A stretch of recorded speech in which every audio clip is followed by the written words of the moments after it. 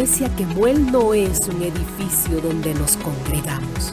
Ese lugar especial para estar en su presencia ahora está en tu casa, tu habitación, tu sala o tu carro. La iglesia somos tú y yo. Gracias por ser parte de esta familia de fe. Esta es tu casa, donde sanamos juntos nuestras heridas, donde siempre hay segundas oportunidades, donde el perdón es abundante, donde aprendemos juntos, donde somos levantados por Dios.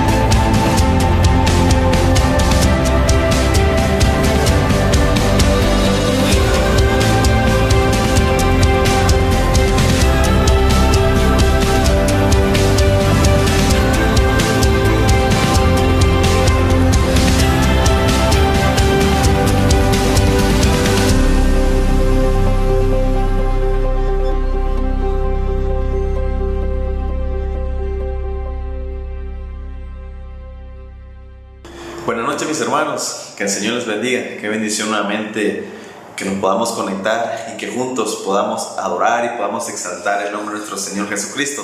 Vamos a iniciar diciéndole: Señor, gracias porque nos permites en esta noche poder entrar en tu presencia, porque nos permites poder adorarte, poder exaltarte solo a ti. Y en esta noche solo queremos decirte: Señor, aquí estamos para darte toda la gloria y toda la honra, en el nombre de Jesús. Amén y amén. Vamos.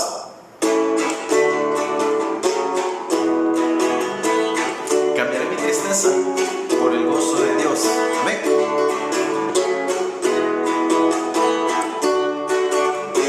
Di conmigo. Cambiaré mi tristeza, cambiaré mi vergüenza, los entregaré por el gozo de Dios.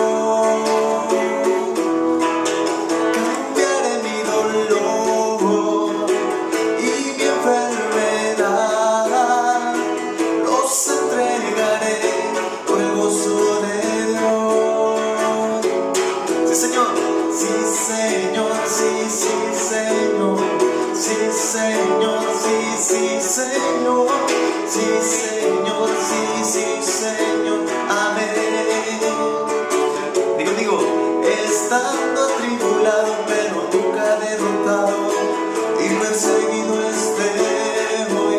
Maldiciones no me afectan, pues yo sé a quién voy. En su gozo fuerte soy.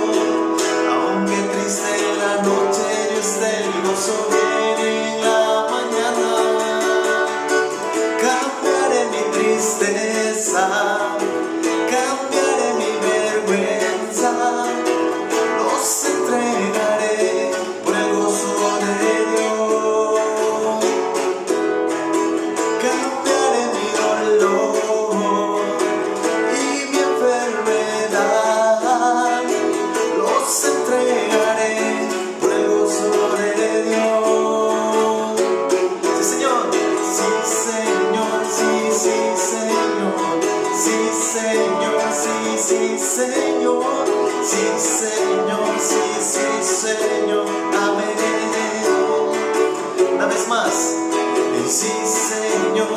sí, Señor, sí, Señor, sí, sí, Señor, sí, Señor, sí, sí, Señor, amén. Oiga esto, estando atribulado pero nunca derrotado y perseguido hoy, maldiciones no me afectan, pues yo sé a quién voy, en su gozo fuerte soy.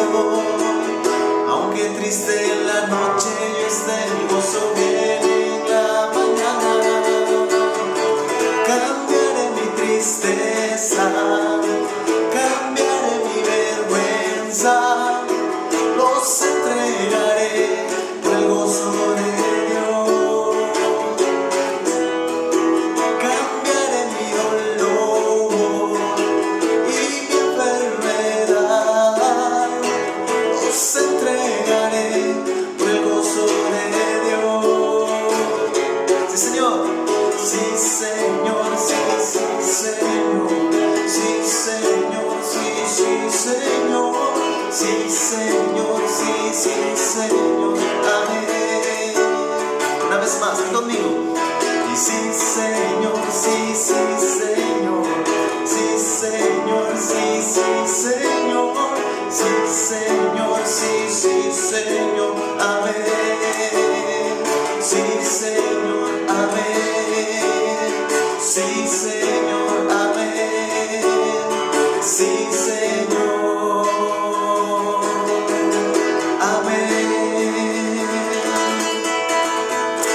Damos gracias a Dios por este momento que podemos exaltarle. Pero también quiero pedirle a usted que en esta noche podamos cerrar nuestros ojos y podamos decirle: Señor, gracias porque nos permites levantar nuestras manos, porque nos permites adorarte, porque nos permites exaltarte solo a ti, Jesús. En esta noche solo queremos más de tu presencia, Dios. Queremos solo exaltarte a ti en esta noche. Y ahí donde usted está, le voy a pedir que tengamos un momento de intimidad con Dios y decirle: Señor, aquí estamos para recibir más de ti, porque queremos más de tu presencia, Dios. Queremos de tu gracia, queremos recibir mucho de ti en esta noche, Dios. Al borde de tu gran trono me postraré hoy a ti. Tú reinas sobre principados, sentados a la diestra de Dios. Al borde de tu gran trono me postraré hoy a ti. Tú reinas sobre el principado, sentado a la diestra de Dios. Exáltate, oh gran Cordero, tú vives hoy y vivirás. Corónate con mi alabanza. Tu nombre es el vencedor. Tu nombre es el vencedor. Al borde de tu gran trono me postraré hoy a ti. Tú reinas sobre principados, sentado a la diestra de Dios. Exáltate, oh gran Cordero, tú vives hoy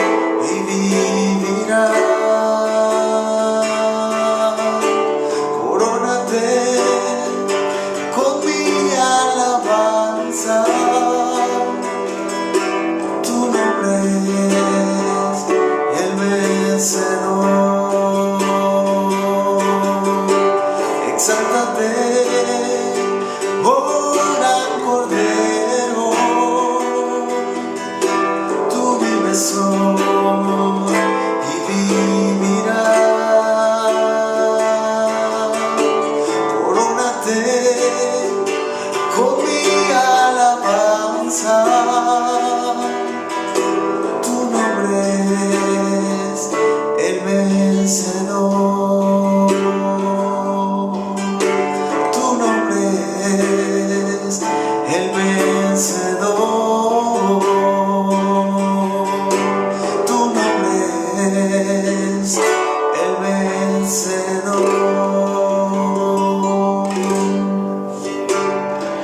Gracias, Jesús, porque podemos adorarte, porque podemos exaltarte solo a ti, Jesús. Te damos toda la gloria y toda la honra a ti. Gracias por este momento, Dios. Gracias.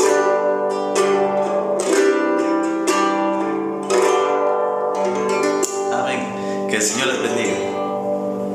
Gracias, hermano, por esa bonita alabanza. Qué bendición la que hemos disfrutado esta noche con esa alabanza. Dios los bendiga a todos. Buenas noches. Bienvenidos a este culto de hombres y de matrimonios.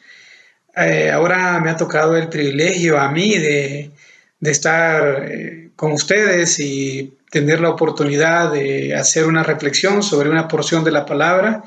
Y miraremos en esta oportunidad un tema que lleva por título Amando a nuestro enemigo. Un bonito tema que demanda muchos retos, porque nosotros como seres humanos imperfectos, llenos de defectos, duros de corazón, y en los tiempos en que vivimos es complicado hablar de perdonar a otra persona, pero sobre todo perdonar a nuestros enemigos, a alguien que nos está haciendo un daño, que nos quiere hacer un daño, que está al acecho constante de nosotros y nosotros lo conocemos.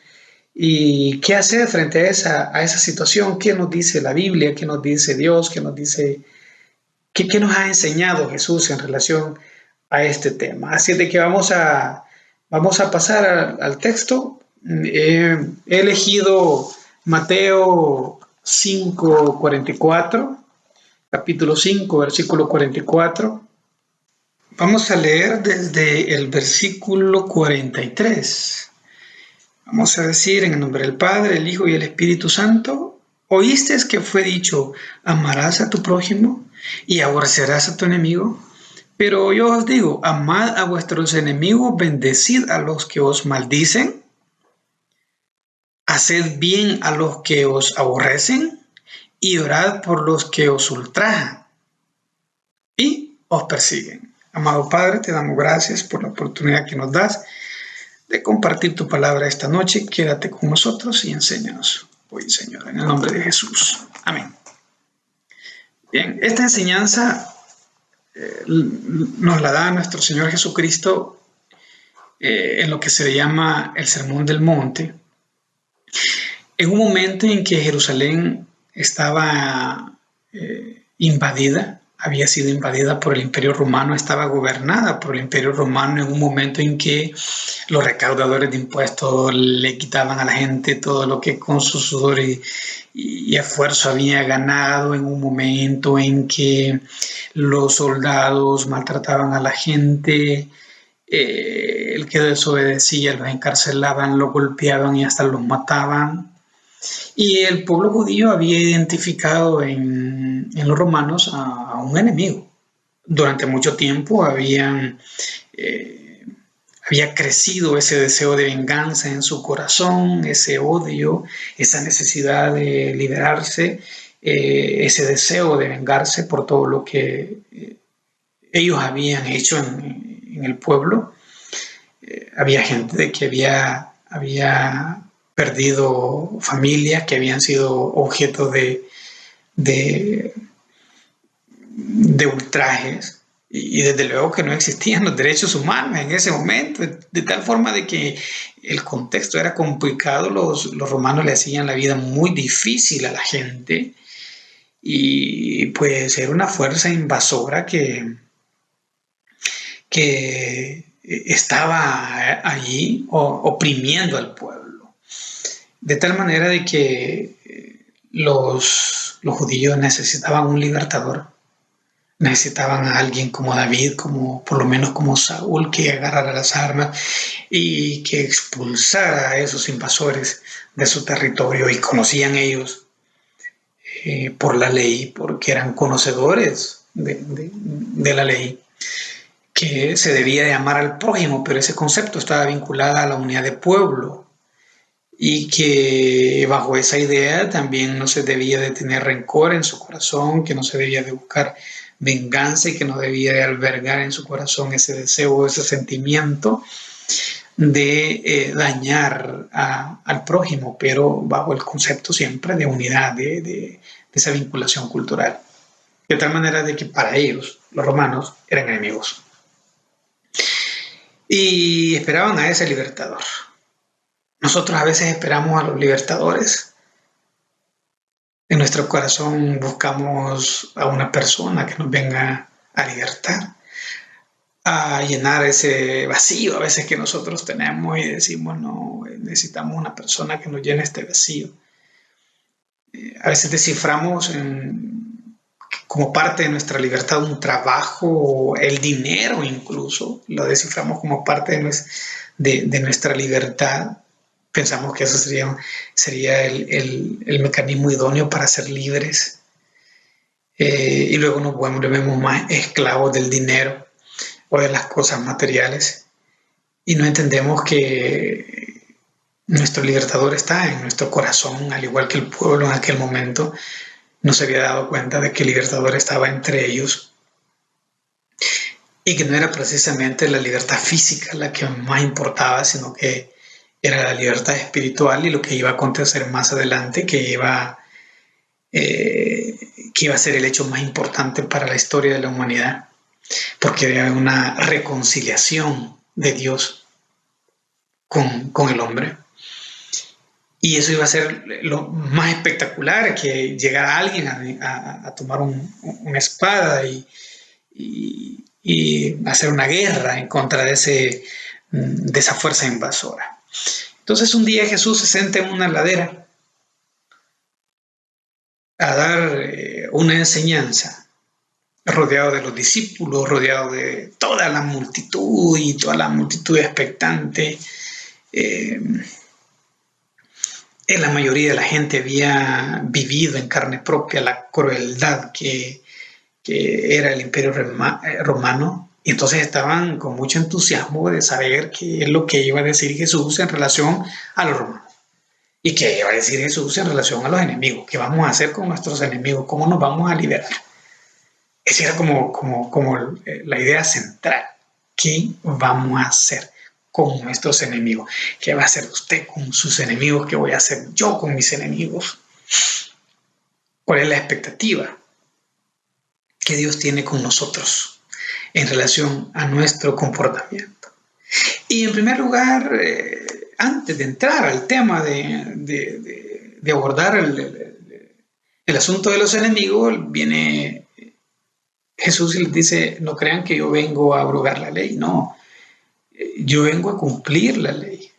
No le he venido a derogar ni nada parecido, la vengo a cumplir. Entonces, durante ese discurso, Jesús plantea una expectativa, una esperanza que él tiene en relación a sus seguidores con respecto a los enemigos. Esperanza y expectativa que todavía tiene en relación a nosotros. ¿Cómo va a ser nuestro comportamiento frente a aquella persona que nos hace un daño? Que nos ha hecho un daño en el pasado. ¿Cómo debe ser nuestro comportamiento en relación a alguien que consideramos que anda al acecho para hacernos un daño a nosotros? Lo identificamos, sabemos que quiere generar un efecto negativo en nuestra vida, en nuestros bienes, en nuestra familia. ¿Cómo va a ser nuestro comportamiento? ¿Qué expectativa tiene Jesús para nosotros? ¿Qué expectativa tiene Jesús para usted y para mí, que somos sus seguidores? cuál debe ser nuestro comportamiento. Entonces Jesús les plantea ahí en el Sermón del Monte al pueblo que lo está escuchando, a los seguidores en ese momento, cuál es su expectativa. Y le dice, ustedes han escuchado que hay que amar al prójimo, pero ustedes tienen la idea del prójimo en relación a la identidad de un pueblo, pero mi idea de prójimo es todo ser humano. Entonces, si mi idea de prójimo es en relación a todo ser humano, yo voy a ampliar, yo voy a radicalizar la ley, porque ahora ustedes ya no van a estar obligados a amar a su prójimo, sino que van a estar obligados también a amar a sus enemigos. ¿Cómo es eso? Ese anuncio, ante una situación como la que estaban viviendo, debió haber sido algo difícil de digerir para aquel momento. ¿Cómo es que yo voy a amar a mi enemigo? ¿Cómo es que voy a amar yo a aquel que le ha quitado la vida a un hijo? O a aquella persona que está constantemente haciéndome un daño. ¿Cómo es eso que lo voy a amar? ¿Cómo es eso que voy a pagar con amor el odio que recibo? Es una cuestión complicada, porque como decía antes, nosotros como pecadores, como imperfectos, difícilmente en nuestras propias fuerzas podemos amar a la gente que nos hace un daño. Pero lo que Jesús nos enseña es que la verdadera esencia de la ley, la verdadera esencia de la palabra no está en el texto, sino en su espíritu. La verdadera esencia está en su intención. Dice Proverbios que cuando cayere tu enemigo, no debemos de alegrarnos, no debemos de regocijarnos, y cuando tropezare, nuestro corazón no se debe de alegrar. También dice que si el que nos aborrece tiene hambre, hay que darle pan, y aquel que tiene sed hay que darle agua. Nosotros vamos a decir, no le voy a dar pan, mejor que se muera, o no le vamos a dar agua, mejor que se muera. Lo vamos a ver en el desierto y voy a tener la porción de agua para mí, y decir, no, yo esta agua no se la voy a dar a si este no se lo merece. Porque nosotros calificamos eso, ¿se lo merece o no se lo merece? Y a partir de ahí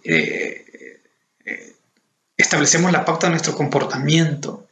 Pero Jesús plantea la idea de prójimo para todo ser humano. Su condición de ser humano lo hace un prójimo. Y independientemente de las circunstancias que hayan ocurrido, que te haya hecho un daño o no, debes de responder amándolo.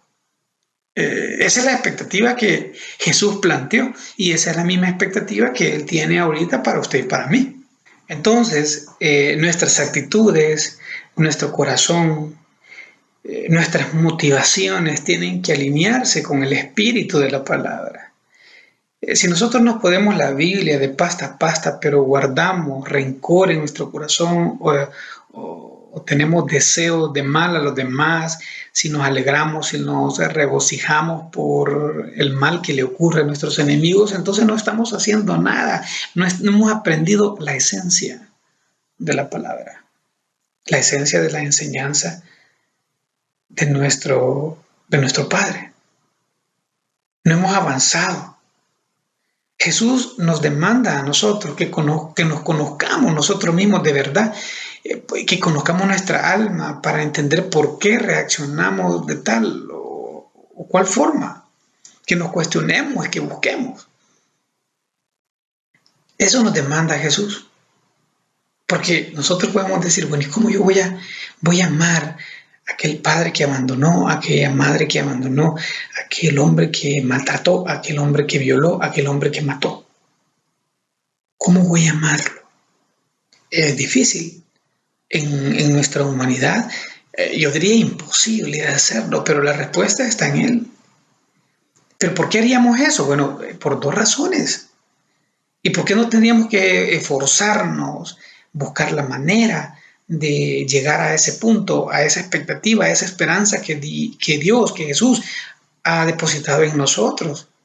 Y que Él sabe que somos capaces de hacerlo. Bueno, la primera razón es una razón bien sencilla, y es porque Dios lo dijo. Y si Dios lo dijo, ¿por qué tenemos que amar a los demás? Bueno, porque Dios lo dijo. Es bien sencillo, ¿no? Es por eso, porque Dios lo dijo y creemos en Dios. Usted y yo creemos en Dios. Seguimos a Jesús. Decimos que somos cristianos. Y tenemos la Biblia. Tenemos esa guía, ese libro, ese mapa que descubre o que nos descubre la puerta de salida, que nos da el camino a seguir. La tenemos en nuestras manos. Y ahí dice. Entonces, una de las razones por las que tenemos que amar a nuestros enemigos es porque Dios lo dijo. La segunda razón, el segundo motivo por el cual nosotros tenemos que amar a nuestros enemigos es porque Dios nos amó primero. ¿Y en qué momento nos amó? ¿En qué momento hizo eso? Bueno, cuando éramos extraños a Él y cuando éramos enemigos de Él. En ese momento nos amó primero. Y vamos a apoyar esto que estoy diciendo en un texto, Romanos capítulo 5, versículo 10, dice así: porque si siendo enemigos fuimos reconciliados con Dios por la muerte de su Hijo, mucho más, estando reconciliados, seremos salvos por su vida. Él nos amó cuando éramos enemigos de Él. ¿Y cómo nos amó? ¿Y qué hizo Él? Bueno, nos envió a su Hijo a morir en nuestro lugar. Estando siendo enemigos, siendo extraños, estando enemistados, habiéndole causado tanto dolor, tanto daño, por siglos. Él viene y en su inmensa misericordia renuncia a la venganza y nos manda lo que más quiere, lo más preciado, para que venga por nosotros y muera por nosotros y que nosotros, sin merecerlo, tengamos perdón y salvación. Entonces Él nos amó primero. El amor es lo que hace la diferencia. No que amemos a Dios, es amar a los demás, pero sobre todo es amar a quienes son nuestros enemigos. ¿Y qué significa eso? ¿Cuál es la conclusión? Bueno, la conclusión de Jesús en su sermón es que seamos como el Padre, misericordiosos y perfectos. Pero esa palabra perfecto a nosotros nos puede causar, nos encoge debido a nuestra condición humana. Pues, ¿cómo voy a ser perfecto? Yo no jamás puedo ser perfecto. Perfecto sobre Dios. Pero esa palabra, lo que Jesús está buscando es que nosotros establezcamos un punto, un objetivo definido. Y ese objetivo, ese punto definido es la meta, que es amar como Él ama. ¿Y cómo yo puedo amar como Él ama? Bueno, en primer lugar, renunciando a la venganza, porque ese es el primer elemento. Lo que pasa es que nosotros a veces no queremos renunciar a la venganza. Vos me hiciste un daño, entonces yo te voy a pagar con un daño, como antes, ojo por ojo, diente por diente. Vida por vida, ¿verdad? Entonces, yo no quiero renunciar a la venganza porque quiero saborear esa venganza. Eso es lo que nosotros sentimos en nuestra condición humana. Vos me hiciste eso, yo te lo voy a devolver. Y te lo voy a devolver el doble o el triple. Me rayaste el carro, yo te la voy a ponchar la llanta. Entonces, yo no quiero renunciar a ese deseo, a esa satisfacción de venganza. Entonces, Dios renunció a ese deseo de venganza. Entonces nosotros tenemos que renunciar a la venganza, es decir, dar misericordia. Si me han hecho daño y mi corazón está tan dañado que ha guardado rencor, y ese rencor en mi mente solo se va a terminar cuando yo complete o consuma mi venganza. Pero estoy equivocado, porque aunque lo haga no voy a estar satisfecho.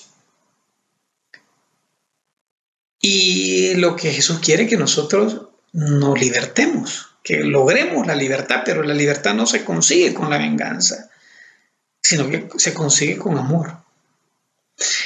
El otro tema es que cuando nosotros tenemos ese rencor y no cedemos el derecho de renunciar a la venganza, o no renunciamos a la venganza, queremos hacer el juicio por nuestras propias manos. Nosotros queremos convertirnos en jueces y queremos ser vengadores. Entonces, la segunda forma de cómo podemos llegar a amar a nuestros enemigos es entregar el juicio a Dios y no tomarlo por nuestras propias manos. Si nosotros renunciamos a la venganza y le dejamos a Dios lo que es de Dios, que es la venganza, que es el juicio, porque Él es el juez, no nosotros, Él es el juez, y dejamos ese juicio que lo haga Dios, entonces nuestra carga se va a ir haciendo más liviana. Con solo esos dos elementos, yo habré dado un paso importante para amar a mi enemigo.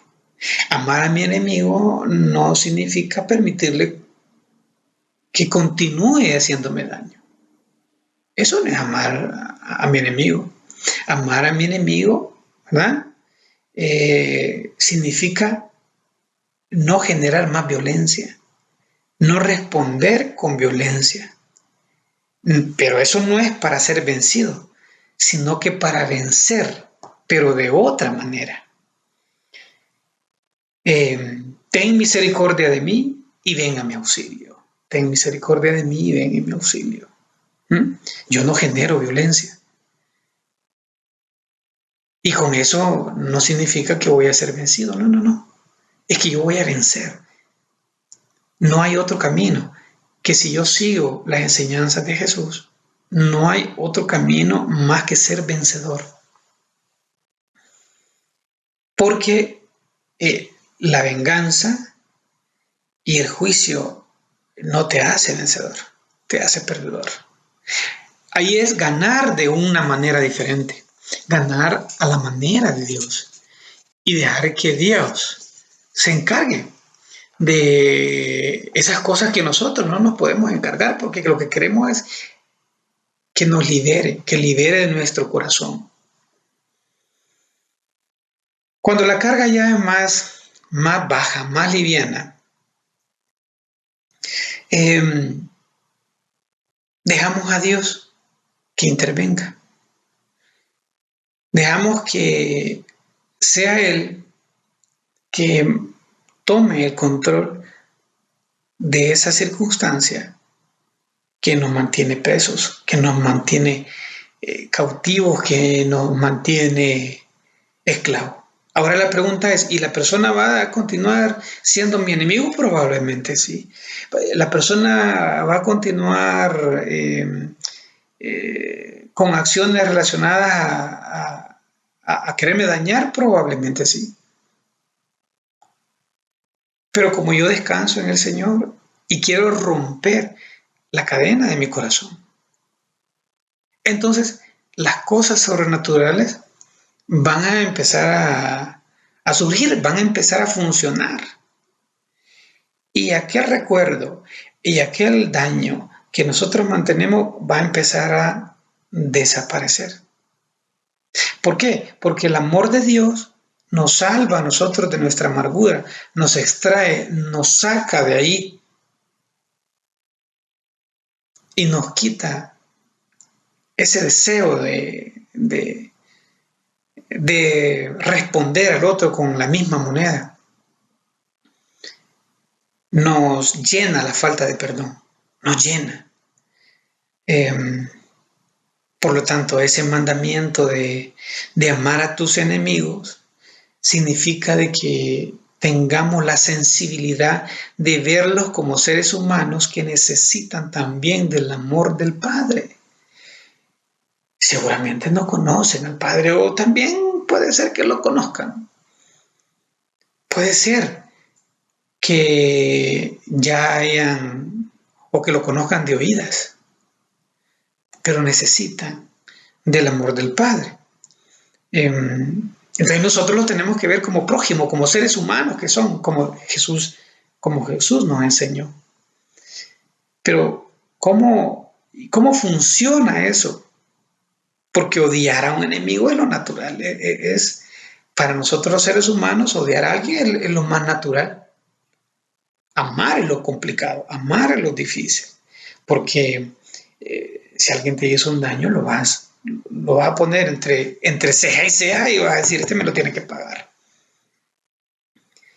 Y ahí vas a permanecer como esclavo, sin liberación y muriéndote espiritualmente. ¿Vale eso la pena? No vale la pena. Entonces, aprender a amar a nuestros enemigos es un arma que nos abre la puerta a la libertad. No podemos amar a nuestros enemigos solos, no lo podemos hacer. Necesitamos la ayuda de Dios. Necesitamos una ayuda sobrenatural. Porque jamás en nuestra humanidad pudiéramos decir, yo te amo. O mi corazón te ama.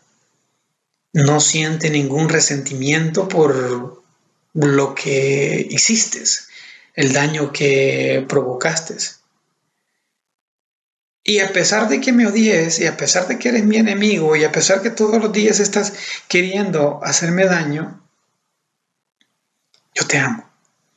Eso en lo humano no es posible. Solo es posible si nos auxiliamos de Dios, si nos auxiliamos del poder sobrenatural de Él. Saber entonces vivir amando a nuestros enemigos, bendiciendo a los que nos bendicen, orando por aquellos que nos aborrecen, es romper todo paradigma humano, todo concepto preestablecido, y eso es lo que vino a hacer Jesús, a romper todo paradigma, a romper todos los preceptos ya establecidos. Eso nos pide a nosotros. Nos exige que demos esa milla extra. En el misma parábola, el mismo sermón del monte, él en un momento determinado le dice de que si te piden que ayudes con una carga, una milla, entonces dale 2 millas, camina con ella 2 millas. Y eso estaba hablando de una ley romana que establecía que los soldados podían exigirle a cualquier persona que le ayudara con la carga que traía, y esa persona estaba en la obligación de suspender cualquier cosa y ayudarle durante 1 milla. Entonces Jesús le dice, bueno, si te pide un soldado que le ayudes con la carga que lleva 1 milla, entonces camínale 2 millas. Es como cuando nosotros tenemos un jefe que nos hostiga, que nos trata mal, que nos exige más de la cuenta, y que es una persona que no valora el trabajo que usted está haciendo y le dice, no, necesito que salgas a las 5. Entonces Jesús le diría, salí a las 6, da una milla más, da una hora más. Pero tened cuidado, ¿cuál es tu motivación? Que tu motivación no sea un ascenso o que tu motivación no sea un aumento de salario. Que tu motivación sea glorificar el nombre de Dios. Eso es lo que Él pide. ¿Y para qué nos dice que seamos así? ¿Para qué nos pide de que amemos a nuestros enemigos? ¿Por qué pide de que oremos por aquellos que nos aborrecen? Que bendigamos a aquellos que nos maldicen. Dice, para que ustedes sigan hijos del Padre que está en los cielos, que hace salir el sol para los buenos y para los malos, que hace llover para los justos y para los injustos. Para eso, ese es el premio. Ese es el trofeo llamémosle ese sacrificio, de buscar siempre el camino que el Señor Jesús nos ha mostrado. Pero hermanos, que esta reflexión haya sido de bendición, y aquellos que aún no han aceptado a Jesús o se quieran reconciliar con Él, pueden hacerlo este día, esta noche, diciendo de la siguiente manera: Señor Jesús, reconozco que te necesito, reconozco que moriste en la cruz por mis pecados, te pido que me perdones, que perdones mis pecados, te abro, Señor, las puertas de mi corazón para que entres en mi vida y te conviertas en mi Señor y mi Salvador personal, en el nombre de Jesús, amén. Y ahora es un momento para también glorificar al Señor. Y si ustedes, los que me están viendo, quieren presentar sus diezmos y sus ofrendas, lo pueden hacer en el número de cuenta que aparece ahí en sus pantallas. Y vamos a hacer la oración por las ofrendas y los diezmos. Señor Jesús, bendito sea, Señor. Venimos en esta noche a pedirte, Padre, que multipliques estas ofrendas y las primicias de nuestra cosecha. Las entregamos, Señor, no por obligación ni por necesidad, sino para agradecerte, Señor, por todo lo que tú haces cada día. Multiplícalo, Señor, y bendice al dador alegre. En el nombre de Jesús. Amén.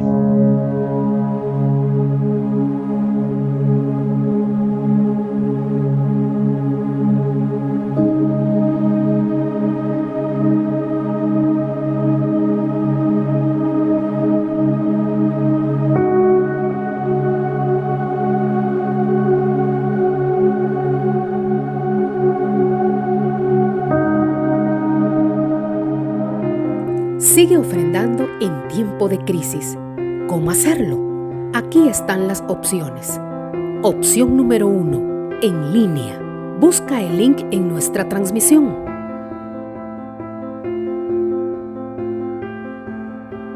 Coloca la cantidad que deseas donar.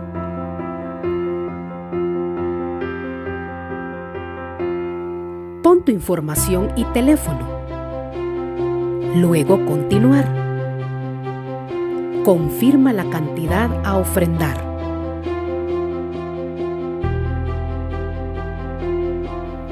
Introduce los datos personales de tu tarjeta.